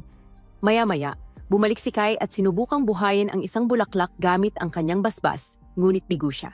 Sa pagkabigo, napagtanto niyang marami pa siyang kailangang matutunan. Kinabukasan ng hapon, masayang nagtatrabaho si Elsa sa bukirin nang lapitan siya ni Kai at tanungin kung bakit siya nakangiti ng ganoon. Sagot niya, wala namang espesyal. Masaya lang siya na maganda ang paglago ng mga pananim ngayong taon. Hindi talaga ito na pag-isipan ni Kai noon, pero ngayong mas pinagmasdan niya ito ng mabuti, talagang kamangha-mangha. Ipinaliwanag ni Elsa na ang mga bulaklak ay pinalago mula sa mga butong dinala nila mula sa kanilang lumang nayon. Nang masunog ang kanilang tahanan, kahit papaano ay nailigtas pa rin nila ang mga bulaklak na iyon. Isang maliit na bahagi ng kagandahan mula sa isang lugar na wala na ngayon. Iyon ay nagbalik ng isang alaala kay Kai, pareho pala silang galing sa nayon ng lag. Sinermonan siya ni Elsa dahil nakalimutan niya ang ganoong kasimpleng bagay. Pero sagot ni Kai, bata pa raw siya nang mangyari ang sunog. Ipinagpaliban na lang iyon ni Elsa at sinabi niyang natutuwa siyang unti-unti nang kinikilala si Kai sa kasalukuyan, maging ng pinuno ng tribo. Si Kai, na palaging mapagpakumbaba, umamin na malayo pa ang kanyang lalakbayin. Kailangan pa raw niyang tumibay, lalo na tulad niya na walang pamilya ay palaging kailangang patunayan ang sarili. May mga kaibigan siya tulad ni Manso at iba pa, oo, pero sa kaibuturan ng kanyang puso, palagi niyang nararamdaman na kailangan niyang magsikap ng higit kaysa sa kahit sino paman. Pinaalala ni Elsa na minsan na rin niyang sinabi ang ganito noong mga panahong umiiyak siya mag-isa. Madidilim at mahirap ang mga araw na iyon sa nayon ng lag. Nakahiwalay si Kai, nakayuko, balot ng kawalan ng pag-asa. Isang gabi, sinalakay ng isang dambuhalang unggoy ang isang grupo ng mga taga-nayon. Inaangkin ang lupa bilang teritoryo nito. At sa kabila ng pagiging bata pa lamang, humarap si Kai sa nilalang, sinubukang labanan ito. Niyakap niya ang binti ng halimaw ng buong lakas habang umaagos ang mga luha sa kanyang mukha na para bang wala na siyang natitirang maaaring mawala. Habang inaalala nila ang sandaling iyon, kapwa nila nadama ang bigat ng lungkot sa kanilang mga mukha. Akala ni Elsa'y katapusan na nila, pero biglang dumating si Mulok Vezin at pinatumba ang halimaw. Sa mga sumunod na sandali matapos ang nakapanghihilakbot na tagpo, habang inaalagaan ng mga gutom at maruruming taga-nayon ang mga sugatan, tahimik na nakatayo si Mulok sa ibabaw ng bangkay ng halimaw. Si Kai, habang pinupunasan ang dugo mula sa kanyang ilong, ay lumingalinga at nangakong sa ngalan ng lahat ng banal, na balang araw, magiging malakas siya. Hindi niya makayanan ang matinding pagkabigo sa kanyang puso. Nakita niyang patay na ang kanyang mga kababayan o halos hindi na makahinga at wala siyang magawa upang baguhin ang kapalaran nila. Iyon ang araw na nangako ang batang si Kai, isang pangakong tuluyang nagbago sa pananaw niya sa mundo at kung paano niya isasabuhay ang kanyang mga araw mula noon. Nakakatawa lang kasi halos nakalimutan na ni Kai ang araw na iyon. Napatawa pa nga siya ng bahagya. Anong klasing bata ba ang nangangako ng ganoon kabigat sa murang edad? Pero si Elsa naaalala pa rin. Ipinagtanggol niya ang kanyang mga tao noon at simula noon, hindi na siya nagbago. Sa gabi, nagpapatuloy ang marahas na banggaan ng mga demihuman. Isang orc na balot sa makapal na baluti ang tumumba sa isang halimaw, nakahawig ng unggoy. Pero agad naman siyang inatake ng isa pa. Ang isa, isang pinagpalang mandirigma. May nakaukit na marka sa mukha nito. Sumugod ang unggoy patungo sa orc, ngunit walang kahirap-hirap na tinaga ito ng isang malakas na hampas at napugutan ng ulo. Pagkatapos niyon, tumingin ang orc sa paligid at nakita ang 12 ng bangkay na nagkalat sa buong larangan ng labanan. Sumigaw sa galak ang kanyang mga tauhan. Paulit-ulit na isinisigaw ang pangalan ng isang durakin. Itinaas ng orc ang palakol niyang basang-basa sa dugo at ipinahayag na ang kapalaran ng mga orc ay nasa isinumpang lambak na iyon. Samantala, sa bagong paborito nilang lugar, magkasamang ninanamnam ni Kai at Aro ang isa na namang mapayapang gabi sa sagradong pook na iyon. Kinabukasan, sa isang bodega ng nayon, pinulot ng batang lalaki ang isang butil mula sa sahig at naisip kung maaari niya itong lutuin at gawing mga bola ng kanin.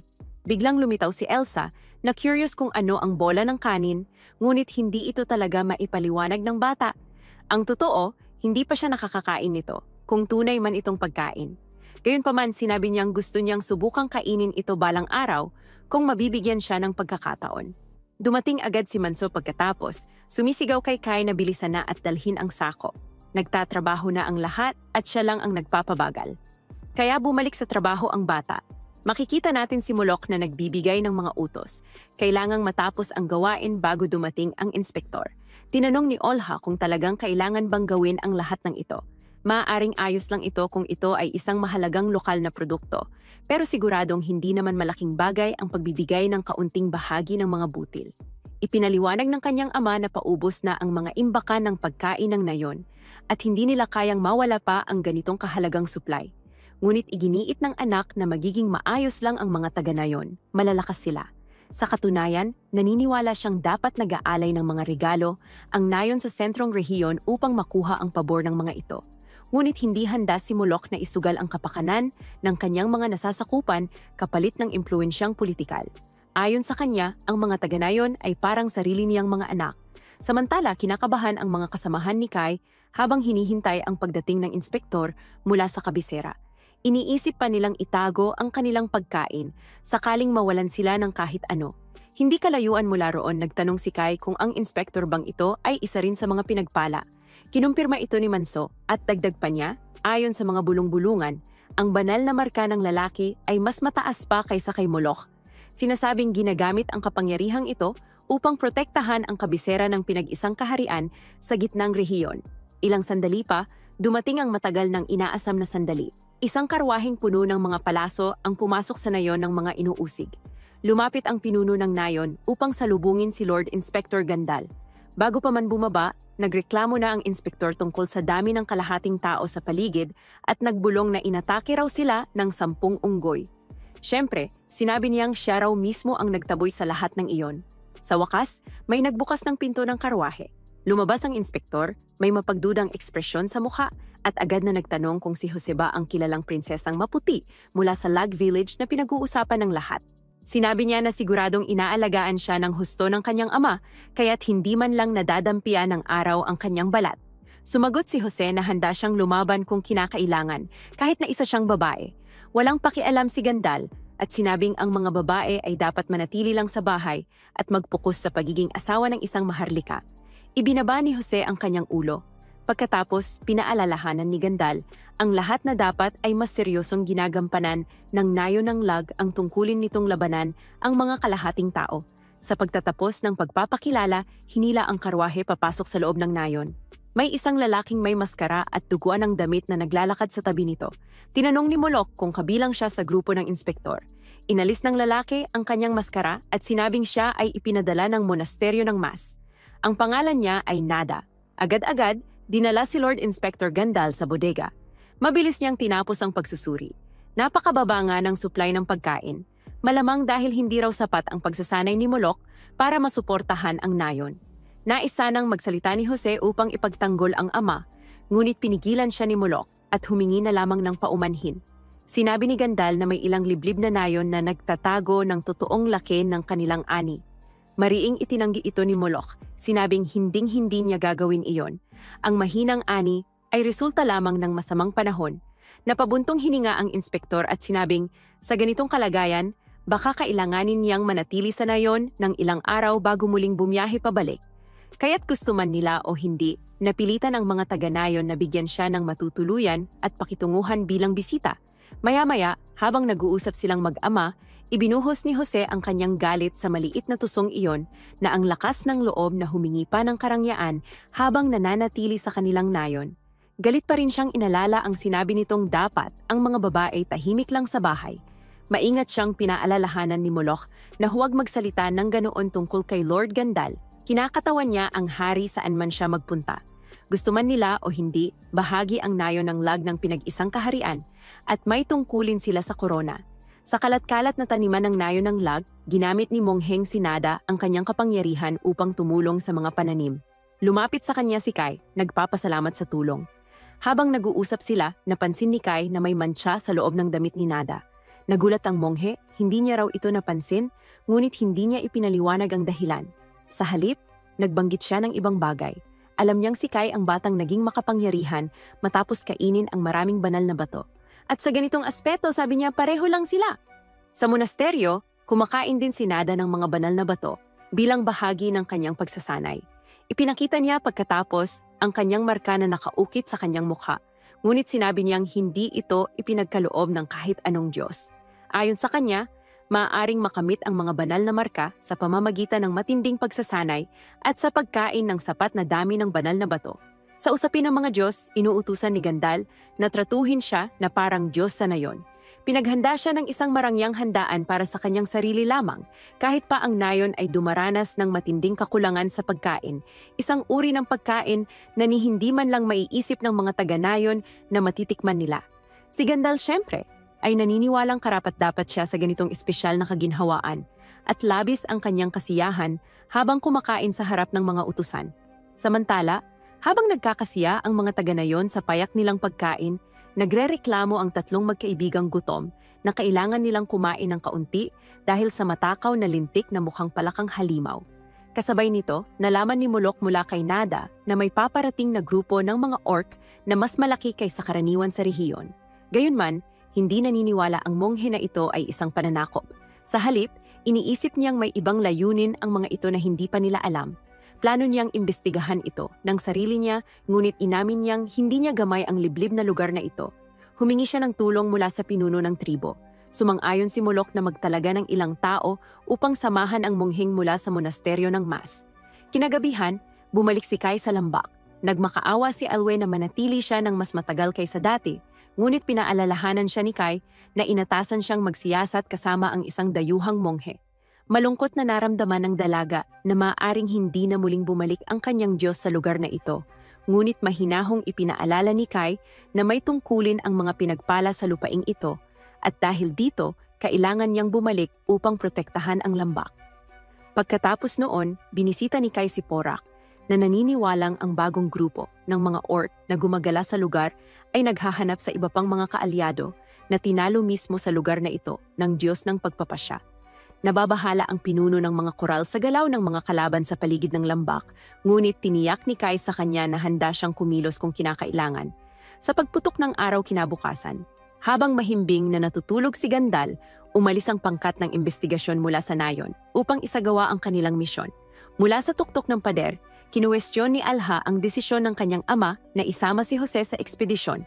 Inamin ng pinuno ng nayon na dapat sanay ang kanyang anak ang gaganap sa tungkuling iyon. Ngunit sa ngayon, ang prioridad ay ang pagsubaybay sa mga unggoy na umatake sa inspektor. Bukod pa riyan, kasama naman si Kai kaya't dapat ay magiging maayos ang lahat. Sa katunayan, inabutan ni Elsa ang pinagpala mismo habang paalis na siya ng nayon at ikinagulat niya ang regalo nito, mga bola ng kanin. Sinubukan ni Elsa na buuin ang pagkaing pinag-uusapan nila, kamakailan sa pamamagitan ng pagluluto ng kaunting trigo at paghubog nito sa bilog na anyo.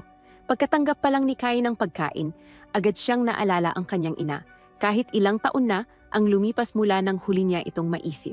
Pagbalik sa grupo, napansin niya na dapat ay mas maputi ang kanin at marahil balot ito sa kung anong itim na bagay. Sa pagpapatuloy ng kanilang paglalakbay, matapos ang ilang lakad, nagpahinga ang grupo. Habang pinag-aaralan ni Nada ang mapa ng rehiyon upang malaman ang kanilang kinaroroonan, tinanong ni Jose si Kai kung sumasang-ayon siya sa pananaw ni Inspektor Gandalf na ang mga babae ay dapat maging sunod-sunuran. Ngunit dahil malinaw na hindi niya nauunawaan ang sinasabi ng dalaga, itinigil na lang niya ang paksa. Bigla namang dumating ang isa sa mga espiya upang iulat ang isang karumal-dumal na eksena, isang madugong labanan sa pagitan ng mga unggoy at mga orc na nagtapos sa bunto ng mga bangkay. Inakala ni Nada na ang mga orc na kanilang sinusundan ang siyang lumaban sa grupo ng mga unggoy na iyon. Napansin ng isang lalaki mula sa lago na mas maraming bangkay ng unggoy kaysa sa mga orc na nagpapahiwatig ng malaking pagkakaiba sa lakas ng dalawang panig. Idinagdag ng monghe na maaaring mas malaki ang banta ng mga orc kung sila ay pinamumunuan ng isang makapangyarihang nilalang. Hindi talaga maintindihan ni Kai kung ano ang habol ng mga baboy na ito, ngunit naalala ni Jose ang sinabi ni Lord Nada sa kanyang ama kahapon sa pagpupulong na ang hinahanap niya ay pareho rin sa hinahabol ng mga orc. Bigla namang lumapit mismo ang monghe upang ibunyag na may propesya tungkol sa isang makapangyarihang Diyos na nakatakdang lumitaw sa malayong lupain na ito, isang Diyos na hindi dapat baliwalain. Ang misyon ng monghe ay siyasatin ng mga orc upang matuklasan ang Diyos na ito at ang libingan nito. Dahil kung sino mang lahi ang makakakamit ng Diyos na iyon, ay magkakaroon ng napakalakas na kapangyarihan.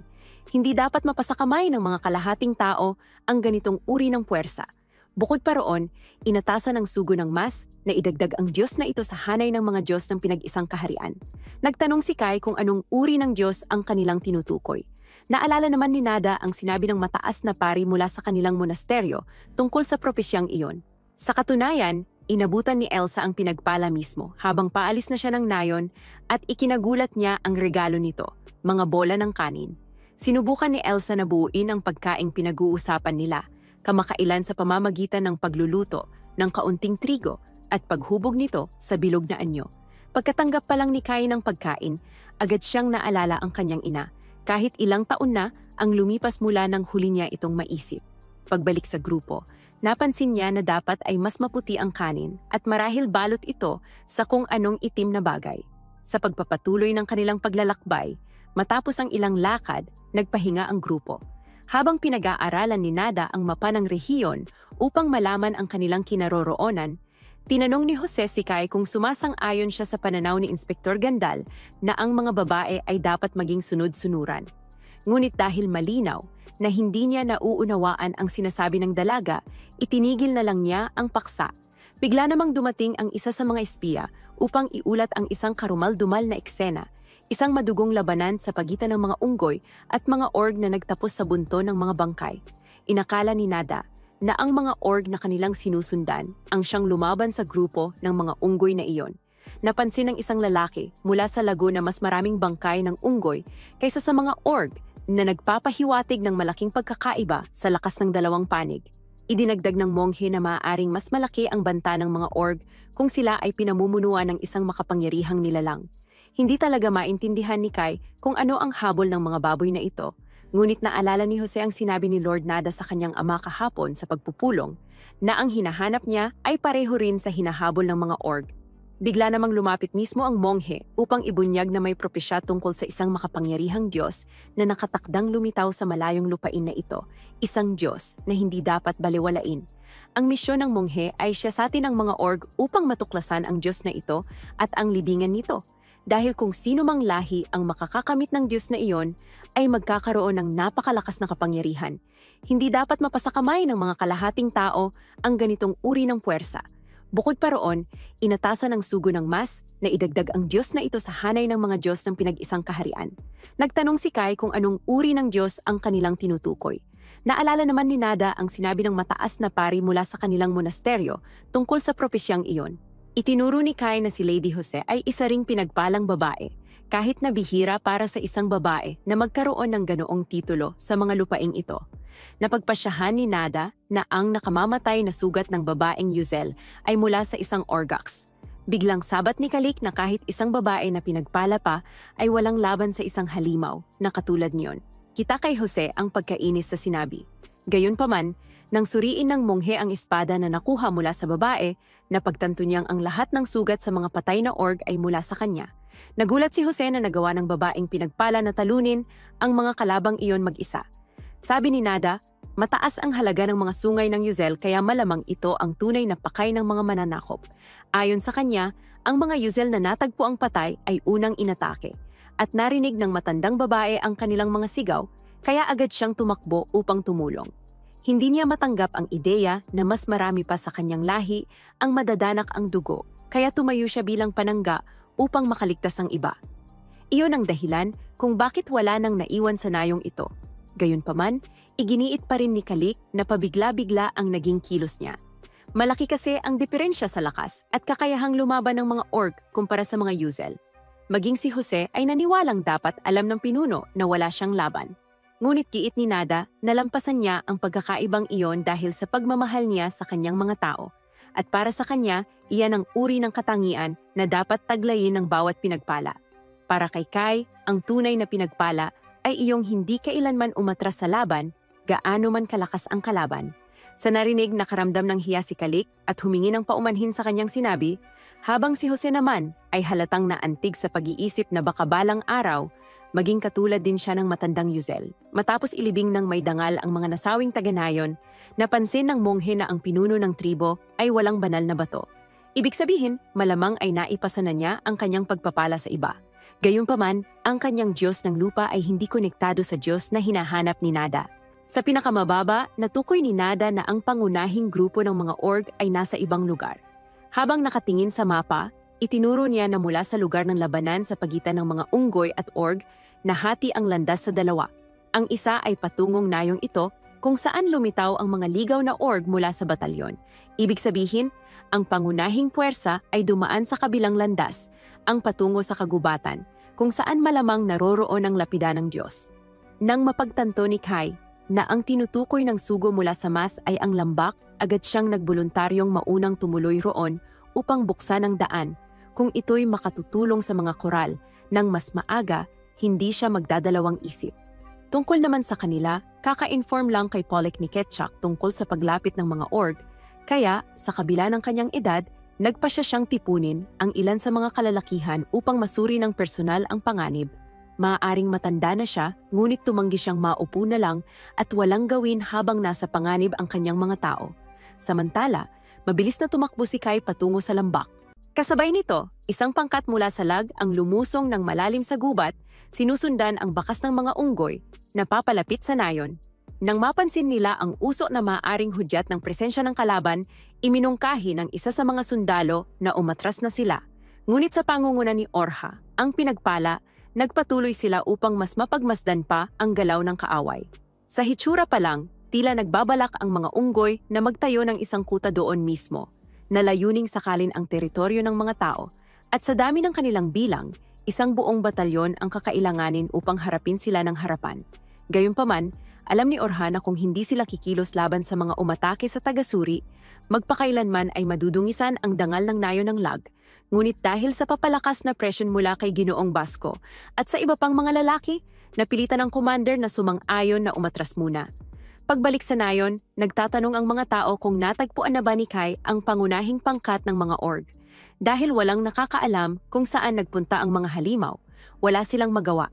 Itinuro ni Manso na kahit anong mangyari, hindi sila maaaring umalis hanggat hindi bumabalik si Kai. Nag-aalala, tumayo si Ginang Jose at sinabing sanay sumama siya sa binata. Maging siya ay nag-isip na habulin ito, ngunit nahikayat siya ni Nada na magtiwala na lamang sa kanya. Ang tanging magagawa nila ngayon ay ang magtiwala at umasa na ligtas siyang makakabalik. Sa katunayan, panatag si Nada at sinabing mas ligtas marahil si Kai kaysa sa inaakala nilang lahat. At sa pagbitaw ng mga salitang iyon, tumungo siya upang gampanan ang kanyang tungkulin bilang pari, nag-aalay ng panalangin sa panahon ng kawalang katiyakan.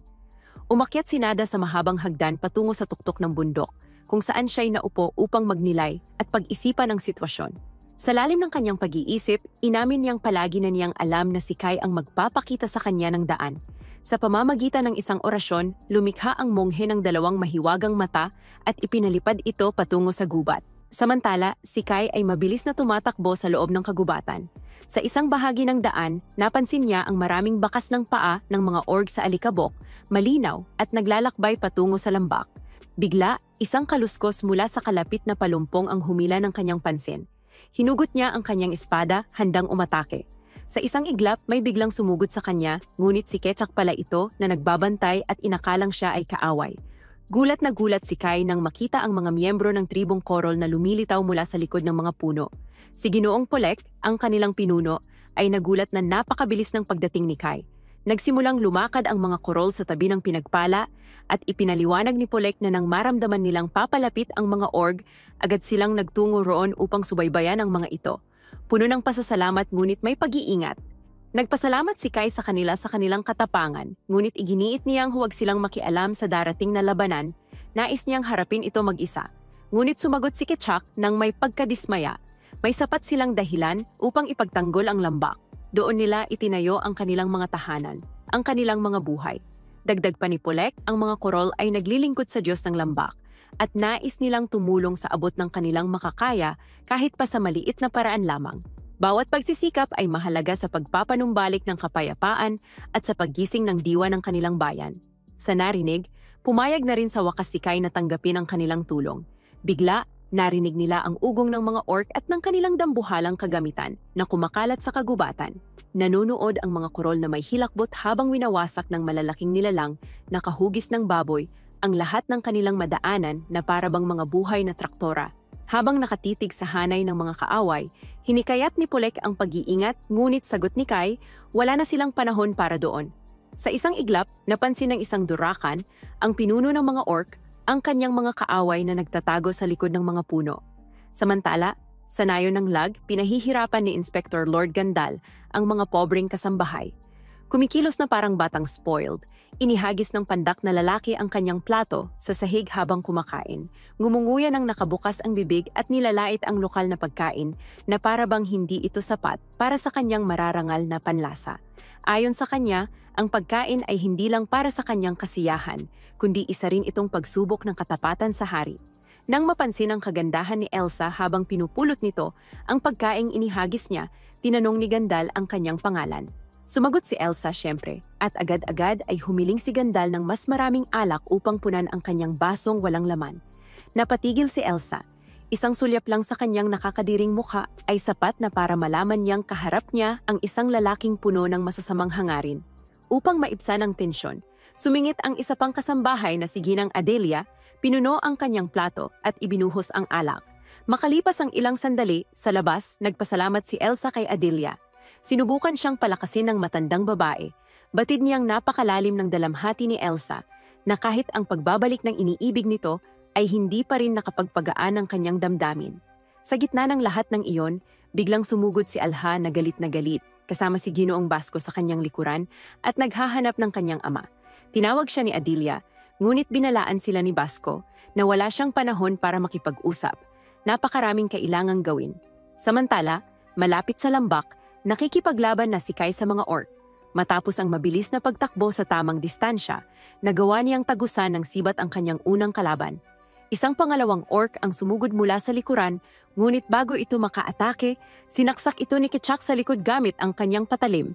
Pinuri siya ni Kai at ngumiti si Kitchak ng mayabang, sabay sabing hinding-hindi siya matatalo ng isang Diyos na pandak. Ilang sandali lang, nagkalat na sa lupa ang mga bangkay ng mga orc. Pinanood ng mga nakaligtas ang eksena ng may hilakbot, nagsimulang umatras sa takot, habang sumisigaw ang Diyos ng pagpapasya na hinding-hindi niya hahayaan na may makatawid sa lambak. At sa wakas, mula sa hanay ng mga kaaway, lumitaw ang pinakamalaki at pinakamalakas sa lahat ng orc.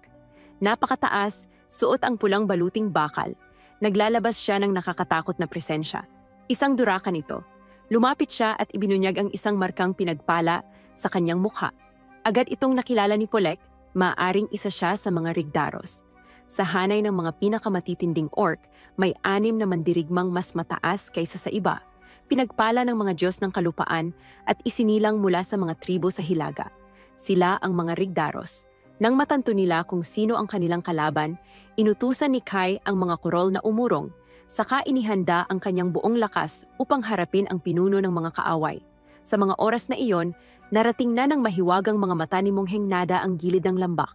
Alam niyang ito ay magiging isang sugal, ngunit hindi niya inakalang ganito, na ito kalapit. Sa ayaw man o sa gusto, natagpuan na rin niya ito sa wakas. Pagkakita ng banal na sagisag sa isang batang tao, yumuko ang durakan at inisip na marahil ay patay na ang naunang tagapagdala nito. Matagal na mula nang huli siyang makarinig ng balita tungkol dito. Kaya nagpasalamat siya sa mga buto kumakain na humahabol sa mga kurol dahil sa kanila ay natagpuan ng pinuno ng mga orc si Kai.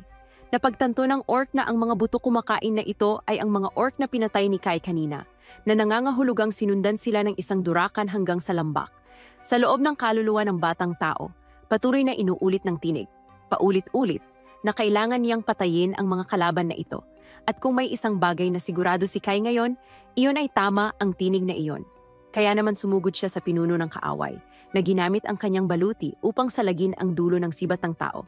Bilang tugon, iwiniwasiwas ng orc ang kanyang bakal na palakol, ngunit napakabagal ng atake para tamaan ang masiglang kalaban. Sinubukang lumapit ni Kai, ngunit dahil sa sobrang laki ng baboy, madali siyang naitulak palayo. Dahil wala nang ibang pagpipilian, lumipat si Kai sa mas matalinong taktika. Dumulas siya sa pagitan ng mga hita ng halimaw at umikot papunta sa likuran nito. Nang marating niya ang pinakamahinang bahagi ng katawan ng nilalang, itinarak niya ang kanyang sibat. Ngunit ang balat ng halimaw ay parang baluti. Sobrang tibay na binali nito ang kanyang sandata. Gayunpaman, hindi sumuko si Kai. Pagkatapos umiwas sa isa pang mabigat na atake, sinipa niya ang sirang dulo ng sibat na nanatiling nakabaon sa likod ng baboy. Pinatindi pa ang pagbaon nito at sa wakas nakapinsala siya ng tunay. Nagsigawan ng mga coral sa tuwa, tila si Kai ay nagwagi na. Ngunit biglang hinugot ng durakan ang sibat mula sa kanyang katawan at nagsimulang maghilom ang kanyang laman agad-agad. Kasunod nito, sinunggaban niya ang leeg ng binata at naghanda ng tapusin ang laban. Nanonood si Polek, tulala. Ni isang pinagpala ay hindi kayang maghilom ng ganoon kabilis. Isang nakakakilabot na kaisipan ang sumagi sa kanyang isip. Paano kung ang isang durakan ay immortal? Itinaas ng halimaw si Kai sa hangin at ngumisi. Sabay sabing bumagsak na talaga ang Diyos ng lambak kung ang patpating ito ang kanyang piniling kahalili. At habang nagsisimulang manlambot ang katawan ng tao, ngumiti ang durakan sa kanyang tagumpay. Samantala, sa kabilang bahagi ng lambak, abala si Aru sa pagtahi ng kasuotan, umaasang matatapos niya ito bago makauwi ang kanyang Diyos. Lulundag na sa tagumpay ang durakan at isinusumpang lulurayin niya ang buong lambak kapag patay na si Kai. Sa nayon, nagpatuloy ang mga kurol sa kanilang pang-araw-araw na buhay.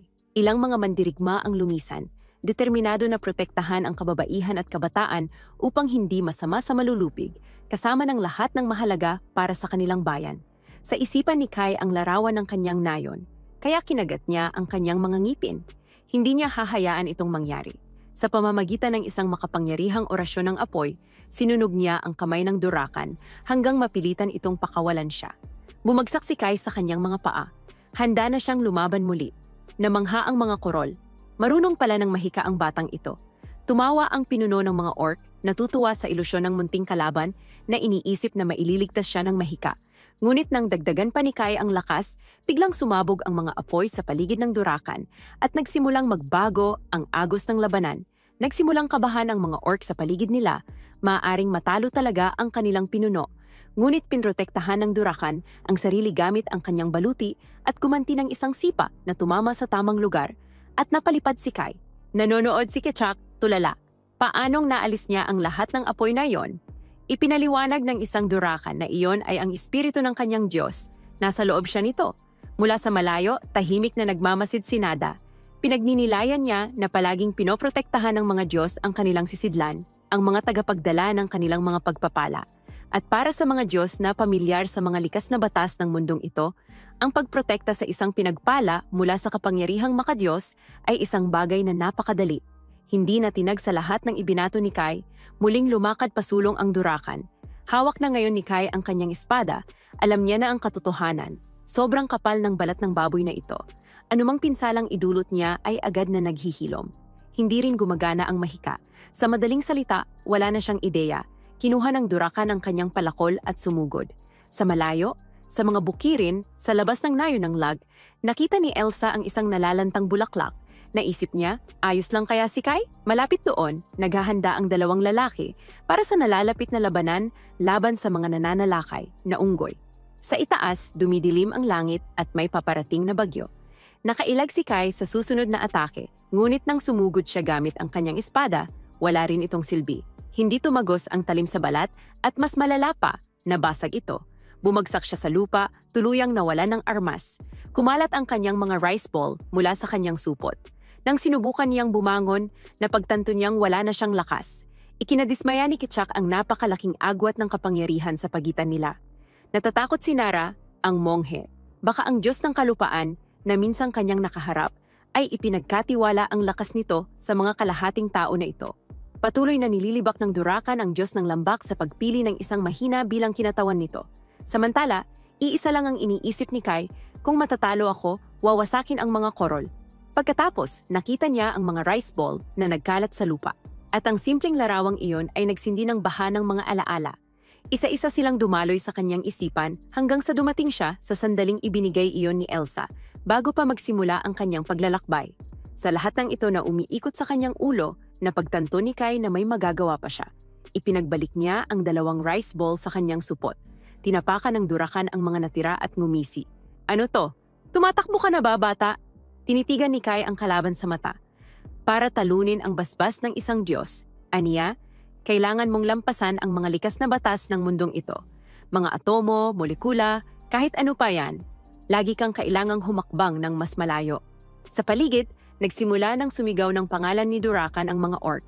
Itinaas ng kanilang pinuno ang palakol ng mataas at idineklara na ang basbas at kapangyarihan ng lambak ay mapupunta sa mga orc para sa kanilang kasaganaan. Ngunit bago pa man bumagsak ang palakol, gumalaw na si Kai. Sa isang pagsabog ng di pangkaraniwang enerhiya, hinugot niya ang kanyang espiritual na espada at tinaga ng malinis ang braso ng halimaw. Lahat, maging orcman o korol, ay napatigil sa pagkabigla. Wala ni isa sa kanila ang makapaniwala sa aurang nagmumula ngayon sa batang si Kai. Galit na galit, sumugod si Durakan. Minsan tumama si Kai, nabiyak ang dibdib ng halimaw. Muli siyang humampas, isang malalim na hiwa sa mukha nito. Bumagsak ang makapangyarihan at pinagpalang orc. Nanginginig sa pawis, binawi ni Nada ang kanyang mahiwagang mga mata. Hindi siya makapagsalita. Ang batang iyon, ginagamit niya ang mga banal na kapangyarihang matagal nang ikinuwento sa mga sinaunang alamat. Walang duda. Ngayon pa lang nagsisimula ang kwentong ito. Sa nayon ng lag, pinagmamasdan ni Manso ang papadilim na kalangitan habang papalapit ang ulan. Sa oras ding iyon, bumangon si Ginang Jose, lumakad ng ilang mahihinang hakbang at biglang bumagsak sa lupa. Habang nagmamadaling lumapit ang mga lalaki upang tulungan ang anak ng pinuno, napansin nila ang isang sugat sa kanyang binti. Samantala, kinuha ni Kai ang mahiwagang esensya ni Durakan at ininom ito upang maabsorb ang kapangyarihan nito. Nabahala ang mga orc sa paligid nang biglang lamunin si Kai ng isang bugso ng asul na enerhiya na nagpalaya ng isang umaatungal na ihip ng hangin. Nagsitakbuhan ang mga baboy sa iba't ibang direksyon at nang humupa ang ipu-ipo, nawala ng malay si Kai. Sa mismong sandaling iyon, isang pag-ikot ng pulang at asul na mahika ang sumabog mula sa ilalim ng lupa, tumataas patungo sa langit sa itaas.